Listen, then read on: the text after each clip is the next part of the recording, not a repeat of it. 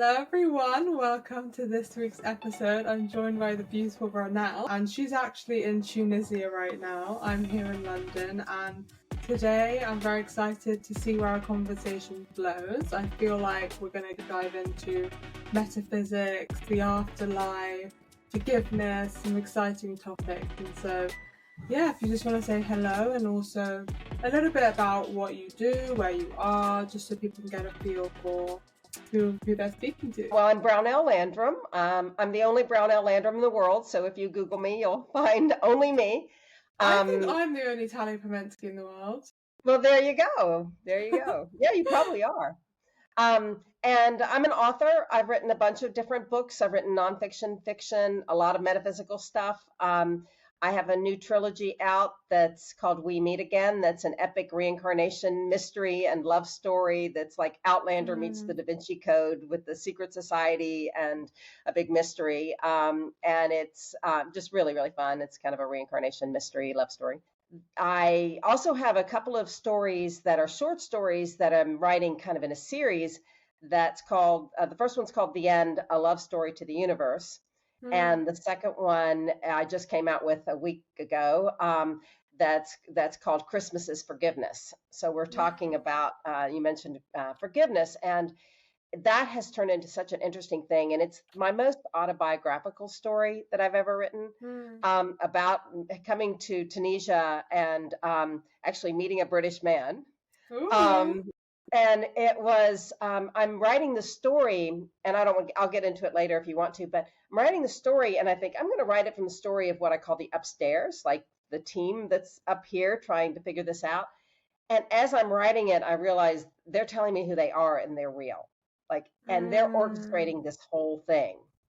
And it was just so much fun because it's been this really roller coaster year of, been in this world. Like, I'm living a nomadic life. I'm going from place to place. I'm right now in Tunisia. I don't know where I'm going next. But I'm being guided by them, and they're telling me where they want me to go and what they want me to do. So it's been really, really interesting. And those stories are free. So if anybody wants to read those, they're really powerful and really, and they're free. So that's it. That's kind of the headlines, I guess. I love that. So is that the first time you've really experienced that in your writing? It's the first time I've ever been this personal. And it is also the first time I have, all of a sudden I am this connection. And, I've had, I'm sure you probably have too, like these connections, you get messages and you feel like you've got some guides and that kind of support.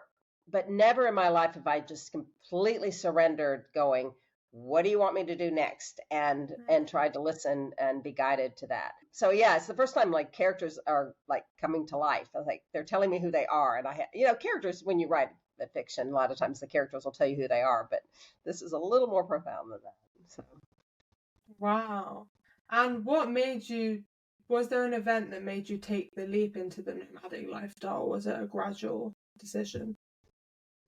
It was a pretty big push. I was living in Aspen, Colorado, summer before this, it's summer 2023, and my landlord decides to raise the rent 50%.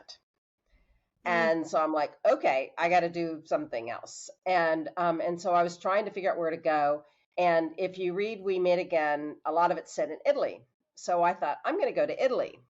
And, as the powers that be are, I could only go for 3 months because I couldn't get a visa. They weren't even taking applications for a visa. And so I'm like, okay, I could go 3 months, but I had to go somewhere outside of the EU for the other 3 months. And that's what drew me to Tunisia. And so in the last year I've been in Florence, Italy, Barcelona for just a few visits, and Tunisia for a few months. Then back to Aspen for a couple of months, then Atlanta, Georgia for a few months, and now I'm back in Tunisia and not really sure where I'm going. I don't know, wherever they want to take me, I guess. Wow, amazing. And how long have you been a writer for? My first book was written in 2006. It's called 5 Reasons Why Bad Things Happen. So when people say everything happens for a reason, I say, yeah, I literally wrote the book on it.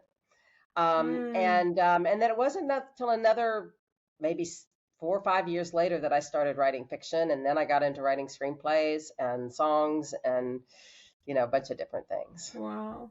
So beautiful. I think that would be an interesting place to go, about why bad things happen. Yeah. I'd love to learn more about your views on that, or what came through in that book. Yeah. Okay. You want now? Yeah. Yeah, I was going through a really, really difficult time in my life. I had a business that failed.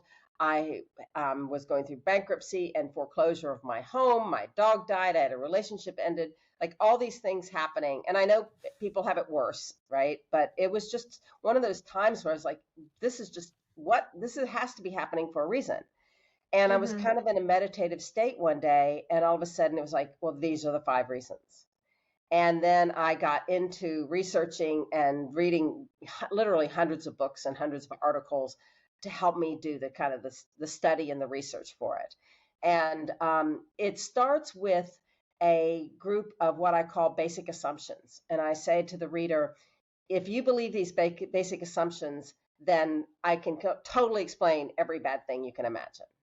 And if you don't really get into the basic assumptions, it's a little harder for me to explain. It's like, I can't really talk you into believing that there's a soul that exists before we're born and will exist after we die, but if you believe that, and if you believe that the soul has choices and makes decisions for life lessons and things like that, you also kind of need to believe in that there is some sort of guidance or higher power. I don't care what you call it. So there's a list of those things. And once you get into that, then it completely explains them all. What they all have in common is change. Yeah. So something's happening to get you to change something. And, I'm talking about this team upstairs that I'm mentioning that's guiding me now. And sometimes they're like border collies, and they whack me in the side to get me to go down a particular path, and I want to go here. And they're like, no, we want you over here. And so sometimes bad things happen to get us to change something. My theory is that they all do. I don't know if you know the book When Bad Things Happen to Good People. Are you familiar with that book? No. It was really popular like in the 80s, so it's been a long time. But and that author actually read my book, and we had a fundamental difference of opinion. Gracious, lovely man, Rabbi Harold Kushner, but he thinks everything's random. And I was like, no, it's not even remotely random. And then I did some research that said that people who believe things happen for a reason are actually happier than those who don't. Yeah. So I mean, what do you think? What are your thoughts before I get it? I want a dialogue. I love that you shared that, because I think those assumptions that you mentioned before are really important, because if you have a different view of how the universe works and you don't believe in a higher power or a soul, then you can't really make sense of bad things in a positive way on a universal soul level, because if you don't believe in that, then of course you're going to think the world's all dark, and of course you're going to be in less happy states. And I think, have you heard of the Journey of the Celestial Path parable? No. I read it when I studied theology years ago, but it was like, it talks about 2 different people, one walking the path of like thinking everything's magic, everything is meaning, everything's a miracle, the other person didn't. But it's like, you only know at the end anyway, and so why not just choose the path of like being in the magic of everything? Wow. That's beautiful. I think that's how I live my life, and I think that I also know people who don't believe in that, and it's hard to have them make sense of the world in that way. And equally, it's not up to us to convince those people. It's a choice. That's a choice. It is really, really tough. In fact, just on a similar note, I've done some healing work. I talk a little bit about that in my story, The End. And this woman came to me, and she was dealing with a health problem earlier this year. And I said, well, I might be able to do some remote healing on you. I don't know. And she's like, no, that's okay. I was like, okay, right? And then she came to me a couple of months ago, and she says, okay, I'm ready. And I said, okay, well, one of the things that happens when I do this is that I get messages, and when I get the messages, I have to just tell you what the message is. I can't filter it or be, I have to just tell you. And I said, you need to give up victimhood. And she's like, nope, not going to do it. Bye. Mm. And it was like, and I wasn't saying it necessarily to judge her. It was just like, that's an energy you hold on to. And if that's what you want, then, and you want to learn that lesson, then learn that lesson. I can't stop you from that. Right. Yeah. But if you're ready to go, okay, I think I can give this up and move on, then the healing can happen. So that's the big thing about the reasons why. It's like, once you get to the why, the healing happens. But if you can't get into the why, it's really hard to heal. And even if I could wave a magic wand and heal somebody from something, which I actually did at one point, something else will happen because they're still got a lesson they have to learn. Yeah. Yeah, and connecting with the why allows you to transcend it, as you say, because you're understanding what lesson there is and you're internalizing it and you're seeing it. So the universe will keep giving you things until you see that. Exactly. And also today I listened to something that was really powerful for where I am right now. And to your story is that not everyone is ready to hear or their vessel isn't ready to receive more light. If it felt called to say it, then that was clearly what was meant to happen as well. And well, that's exactly what I was going to say, is that that doesn't mean you have to filter saying it, because you never know. I think there's like a rule in sales that somebody has to hear something X number of times before they're willing to buy a product, And so it's the same kind of thing. They may hear it and their first response might be rejection, like her with the victimhood. But somewhere in her psyche, when she's ready, she might come back to that, and so you can't rush somebody's process, but you can deliver the message, and on some level they're hearing it. Yeah, exactly. Just planting those seeds. Yeah, exactly. So where did your journey with spirit and spirituality start? Was it something that was like you were born with, or was it like, how did that journey develop for you? I mean, my parents went to, we were Episcopalian, which is your version, of religion, generally the Anglican path. And I loved it because it was very open-minded. It wasn't a super strict rules-oriented type of faith. But it only answered a certain number of things. And so, I could understand that mentality of, this is what I learned in church, so this is right. And then me going, well, wait a minute. Can I expand beyond that? And I think it was in a Shirley MacLaine book, which is true for a lot of people, I think, all of a sudden made me look at, wait a minute, and I know Richard Bach too. If you know Richard Bach's book, Illusions, and some of those books, that was like, wait a minute, I think there's more going on here. And then I started kind of peeking into reincarnation, and had a very strong past life memory that explained a lot of things that I was going through.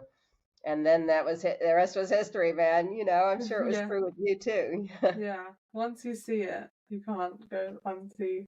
Yeah. Unsee it. Yeah. And I would love to go into forgiveness as well, because I think for me, I have read a lot of different things about it. On one perspective, it's like, always forgive and be loving.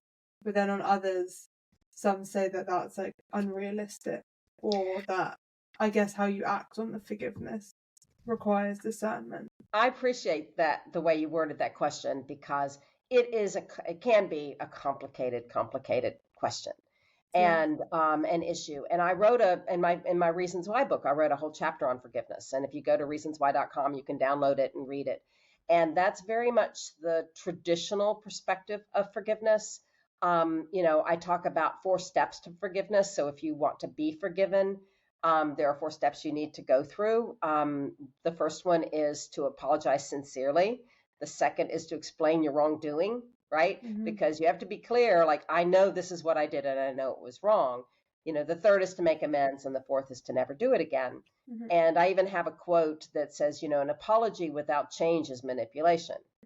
And forgiveness without change is codependence, right? Mm-hmm. So that's all the kind of traditional historical perspective of forgiveness. And what I kind of went through this year was a whole nother way of looking at it. And I actually was dealing with something that I had been stuffed away, but still affecting me from decades ago. And all of a sudden, I was like, I need to do a meditation on this. And I have actually, for anybody who's listening, I have a free meditation that on forgiveness that anybody can do, and you and I can do a brief one if you want.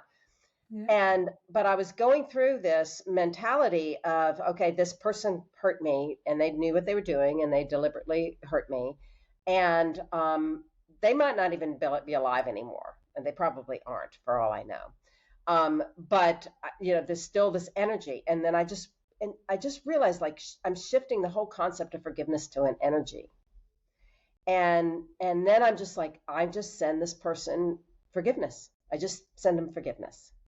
And then when I was doing that, I realized hurt people hurt people.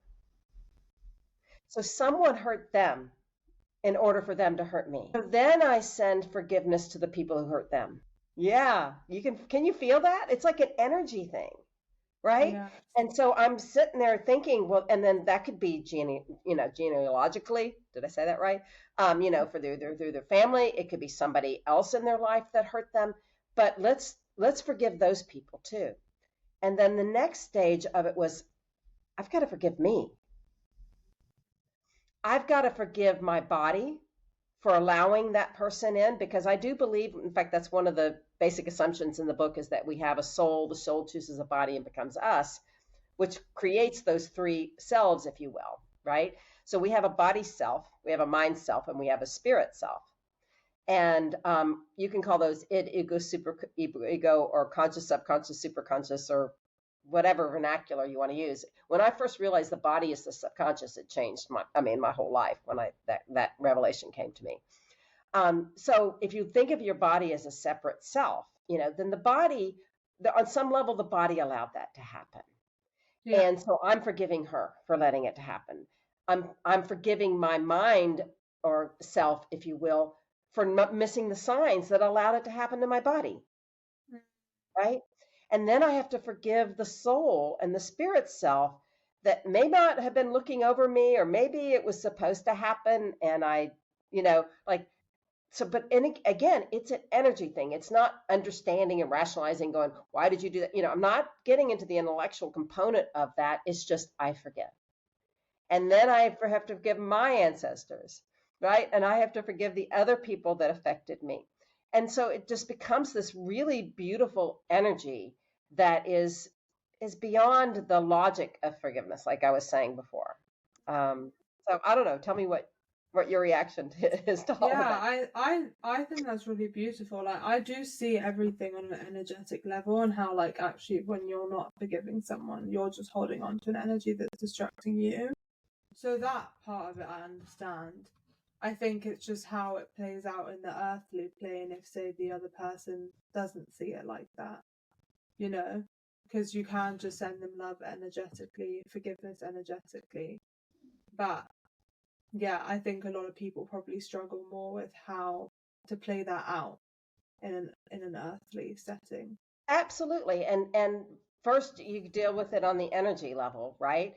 And then you look at it practically, and you can send this energy, and you can do this meditation and do this practice and not let them back in your life. Yeah, exactly. Right. But you're still, like, this person's probably not on the planet anymore that I did the first one with. Like, he's probably not alive. And that, but I know on an energy level, he's receiving that as well. Right. It doesn't excuse what he did, but it lets the energy flow away so that it dissipates anything from me, and I just can let it go. Yeah. And I even thought about, there's kind of a metaphor of the weight of forgiveness. So for people who may be holding on to extra weight, some of that might be a forgiveness thing, right? Like, oh, wait a minute. If I let go of that, the weight of forgiveness is off of me. Like, I don't have to hold on to that onto my body. Yeah. And same with the person that I mentioned, as far as the victim thing, right? Because there's a bit of a tie to that. And then in the story that I mentioned, the end, about the British fella, the first story is called The End, a love story to the universe. And then all of a sudden they're telling me there's more to the story. And I'm like, okay. And then I realized I was tying it to the whole forgiveness thing. And I actually wrote a song called Christmas is Forgiveness. Aw. And it's really fun. The lyrics are kind of like Christmas is for giving, Christmas is for grace, Christmas is for packages all tied up with lace. And then you get to the chorus and it's like Christmas is forgiveness, Christmas is for friends, and it's up to each of us how our story ends. Mm. And, I loved the double entendre, right? It's like forgiveness, because we think about Christmas and giving, but then Christmas tied to forgiveness.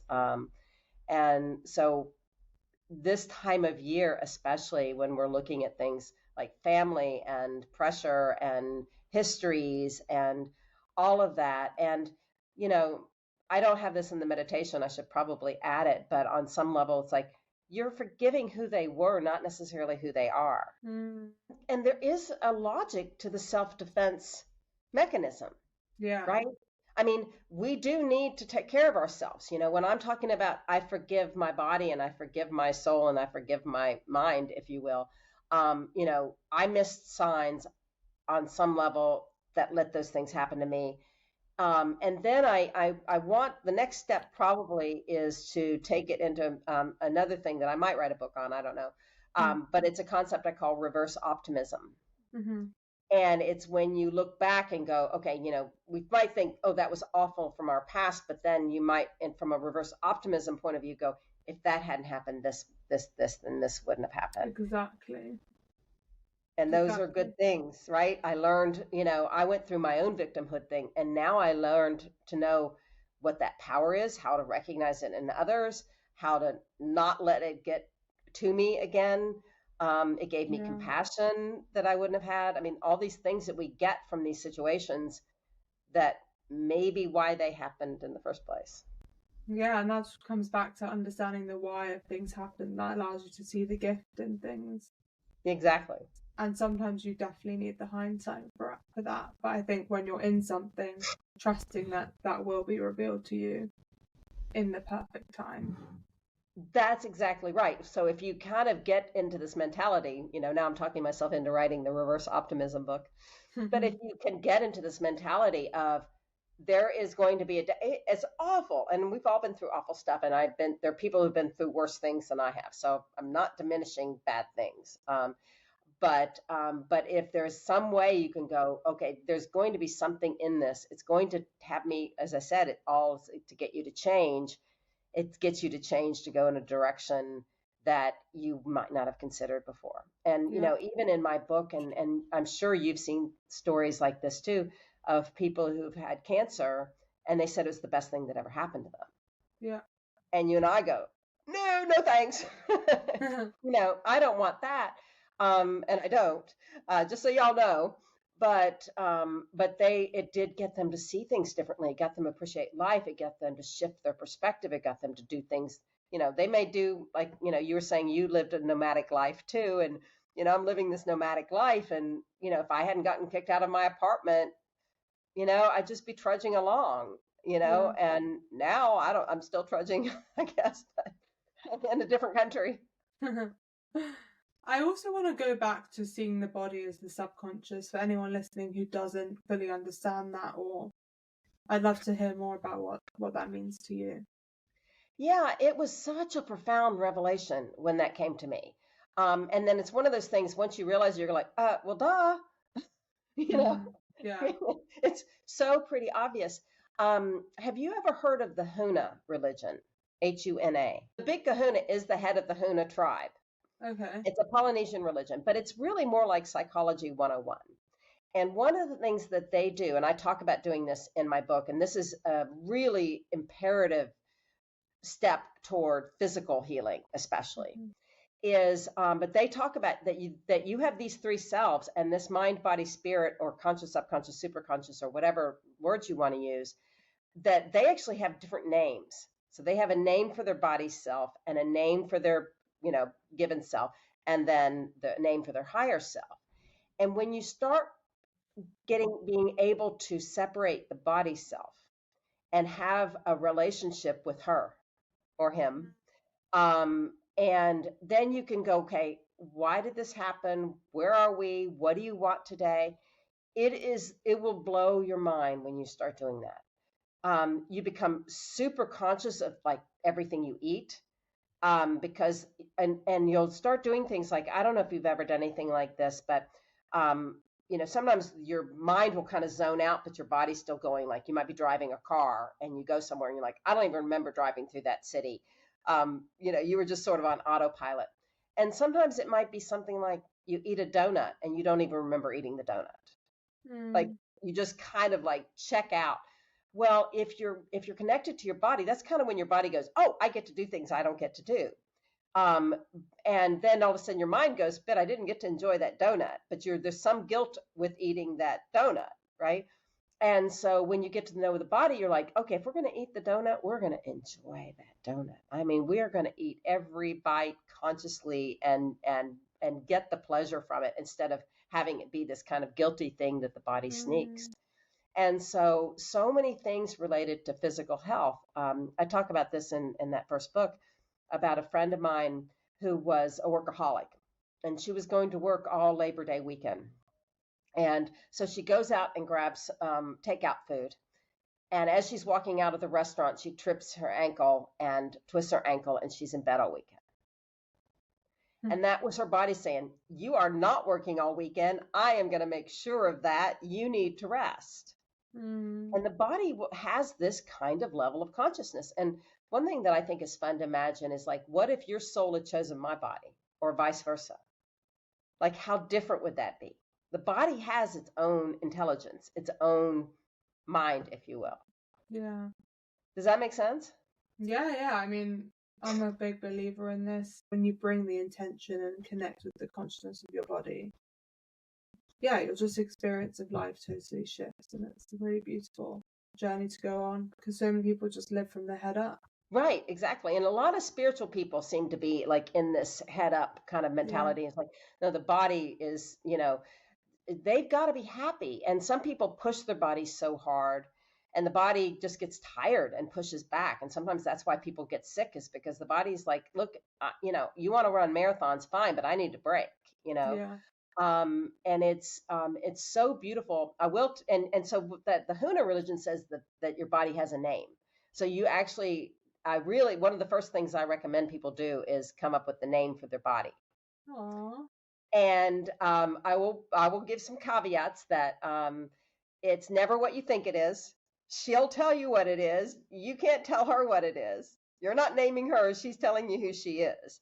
And when it comes, like somebody told me hers a couple of weeks ago, and I mean, she was beaming, smiling when she was telling me. It was like, it's crazy, but this is the name she gave me. And so that's the first kind of caveat, is you don't name her. She'll tell you generally, like when you're taking a shower or you wake up in the morning, or something, and you'll feel it. You'll feel the energy of her telling you the name.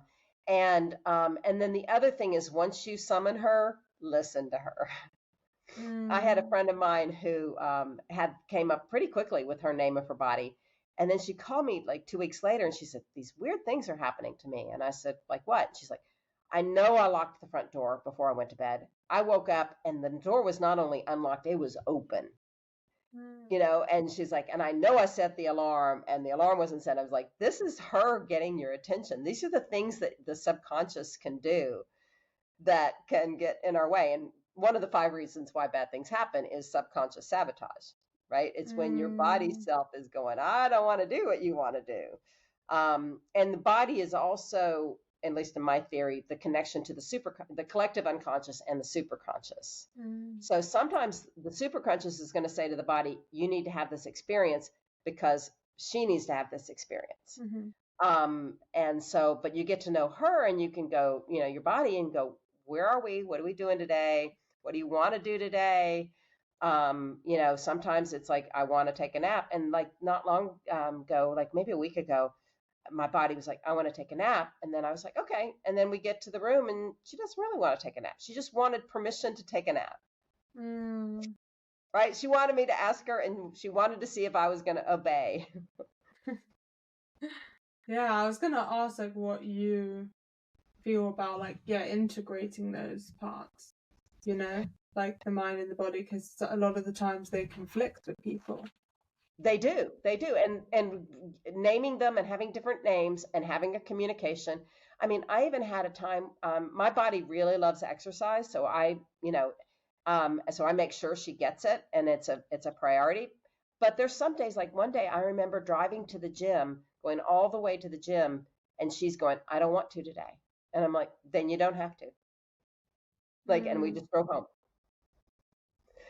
I mean, it's that kind of communication. She's your best friend, and get to know her and take care of her and love her. And, you'll watch. One of the things with me that people notice is like every bite I eat, I'm conscious. It's like we are together while we're doing this activity.